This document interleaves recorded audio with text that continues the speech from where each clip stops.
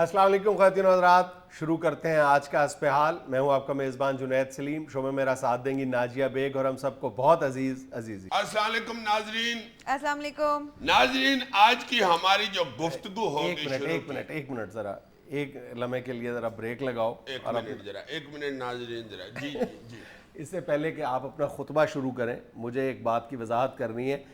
پچھلے ہفتے میں نے گفتگو کرتے ہوئے ایک لفظ استعمال کیا تھا، شوق چرانا، جس پر میرے استاد رہے ہیں، میں ان کا بہت احترام کرتا ہوں، اطہر ہاشمی صاحب کراچی سے، انہوں نے سخت اعتراض کیا ہے۔ انہوں نے کہا ہے اور میری گوشمالی کی ہے، میرے کان مروڑے ہیں فون پہ۔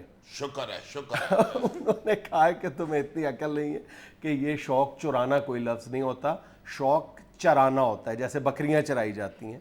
شوق چرانا یعنی چوری سے، شوق چرانا نہیں ہے، شوق چرانا ہے اللہ۔ تو کیوں تم نے پھر غلط بولا ہے؟ ویسے تم میرے الفاظ پکڑ کے مذاق اڑا رہے ہوتے ہو۔ میں نے ہمیشہ کہا ہے کہ یہ جو زیر زبر پیش کی بے ضرر سی غلطیاں ہیں، یہ تو ہر زبان میں ہوتی ہیں، اور یہ بالکل زبان جو ہے وہ ایک اپنے فلو میں ہوتی ہے، اس میں یہ جو جس کو ہم اپنے طور پر غلط العام کہہ لیتے ہیں وہ غلط العام نہیں ہوتی، چھوٹی چھوٹی غلطیاں، لیکن یہ شوق چرانا اور چرانا تو بالکل اس کا مفہوم بدل جاتا ہے، زمین آسمان کا فرق ہے دونوں لفظوں میں۔ تو یہ میرا خیال ہے کہ غلطی نہیں، فاش غلطی ہے۔ چلو پھر کانوں کو ہاتھ لگاؤ۔ بس ٹھیک ہے، لگا لیے یار۔ نہیں لگاؤ گے، آج تو شو شروع ہوگا، ایسے نہیں شروع ہوگا۔ کانوں کو ہاتھ لگاؤ۔ میں نے سوری کر لی، معذرت کی۔ نہیں کانوں کو ہاتھ لگاؤ۔ نہیں تم لگاتے ہو؟ نہیں تم نے مجھے کبھی کہا نہیں کانوں کو ہاتھ لگاؤ گے تو شو ہوگا۔ ناظرین ایسے نہیں ہوگا، سوری۔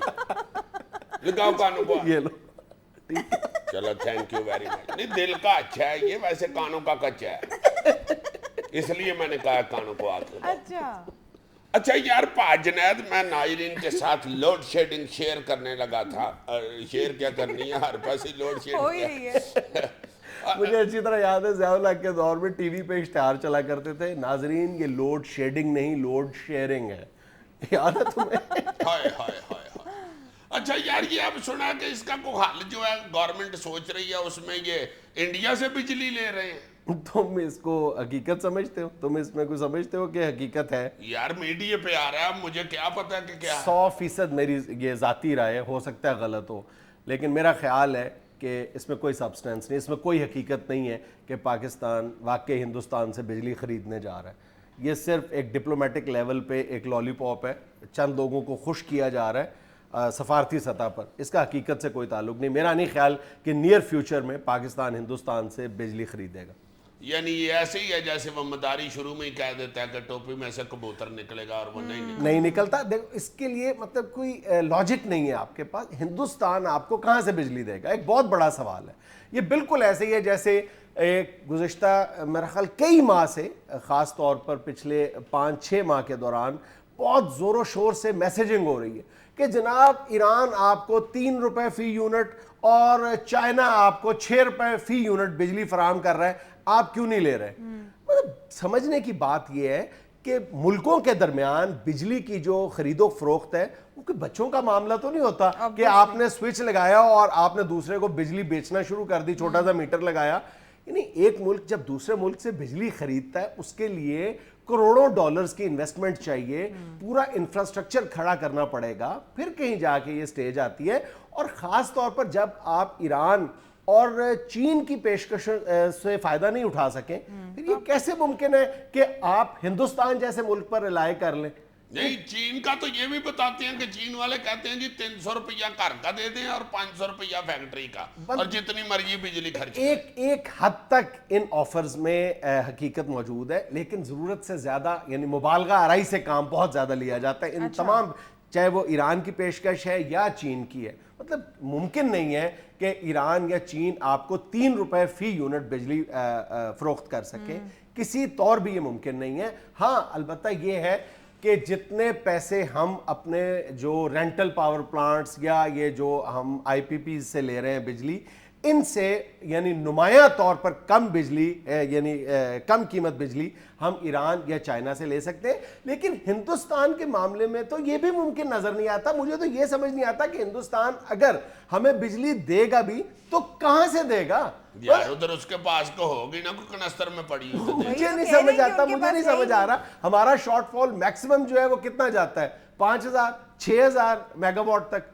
اور ہندوستان میں اپنا جو شارٹ فال ہے وہ 34,000 سے لے کر 37,000 میگا واٹ تک ہے. بہت اچھے. یار ہندوستان میں تو 40% سے زیادہ لوگوں نے تو کبھی بجلی کی شکل تک نہیں دیکھی. خیر بجلی کی شکل تو ہم نے بھی نہیں دیکھی ہوئی. کبھی کسی نے کہا ایسے کہ او بجلی گئی جے. ہاں یہ البتہ فکرہ ضرور ہو یہاں پہ کہا جاتا ہے کہ او بجلی گئی جے, آئی جے کم سنا جاتا ہے. محاورتاً کہنے کی غلطی کر لی ہے بھائی. اچھا اچھا اچھا, تو یعنی کہ اتنا بڑا ان کے پاس فال شارٹ ہے. فال شارٹ شارٹ فال عزیزی صاحب. چلو آگے پیچھے کر لو, اب سارے کام میں ہی کروں کہلا, کول بیٹھی ہوئی کچھ کام بھی کیا کرو. اچھا تو کیا کہہ رہے تھے بھائی جی آپ؟ میں یہ کہنے کی کوشش کر رہا ہوں کہ مجھے نہیں لگتا کہ ہندوستان اس پوزیشن میں ہے کہ وہ پاکستان کی بجلی کے حوالے سے ایٹ لیسٹ کوئی مدد کر سکے.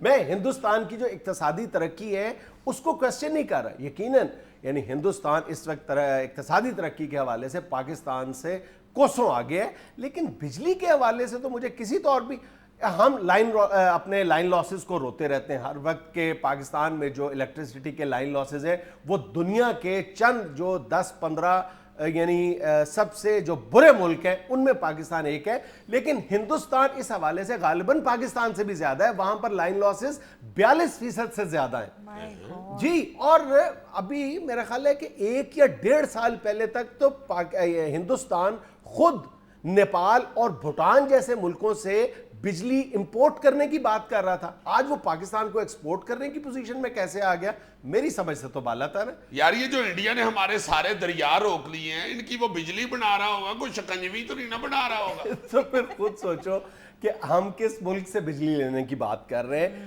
اگر اس میں کوئی حقیقت ہے بھی تو یعنی ہم اس ملک سے بجلی لینے کی بات کر رہے ہیں جس کے سبب ہم آج اس کیفیت سے دوچار ہوئے ہیں, یعنی اسی عطار کے لونڈے سے دوا لیتے ہیں. ہائے ہائے ہائے, نہیں بات تمہاری سمجھ آ رہی ہے مجھے. تم دیکھو نا یار کہ کشمیر کے بعد پاکستان اور ہندوستان کے درمیان سب سے بڑا تنازع کس چیز کا ہے؟ پانی کا ہی ہے نا.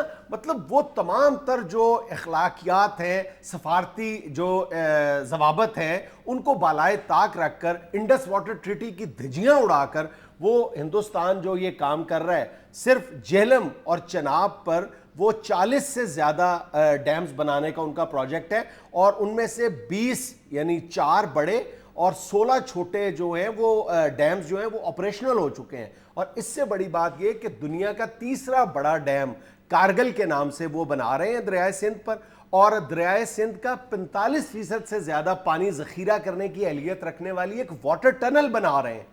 تو وہ ہمارا پانی روک کر ہمارے دریاؤں کے پانی سے بجلی بنا کر ہمیں کس منہ سے بیچیں گے؟ یہ تو وہی بات ہو گئی نا کہ ہماری بجلی اور ہم ہی میں ہوں. ہماری بجلی نہیں یار, ہماری بلی ہم ہی کو میں ہوں. یار جیم کا جواز بنتا تھا تو میں نے بیچ میں فٹ کیا ہے. جواز ہر چیز کا بنا لیتے تو. لیکن سر اگر ایران سے, چین سے اور انڈیا سے بجلی نہیں لیں تو کریں کیا؟ سیدھا سا کام ہے, ہماری جو انسٹالڈ کیپیسٹی ہے جتنی ہم بجلی پیدا کر سکتے ہیں اتنی کم از کم بجلی تو پیدا کریں.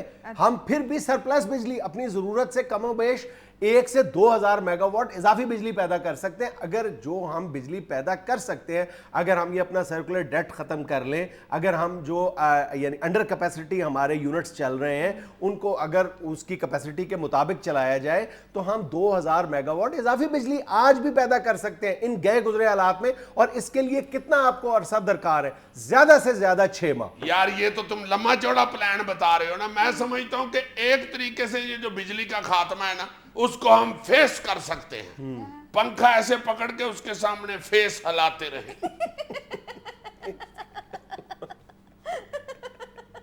ناظرین یہاں میں لینا ایک چھوٹا سا وقفہ, ہمارے ساتھ رہیے گا.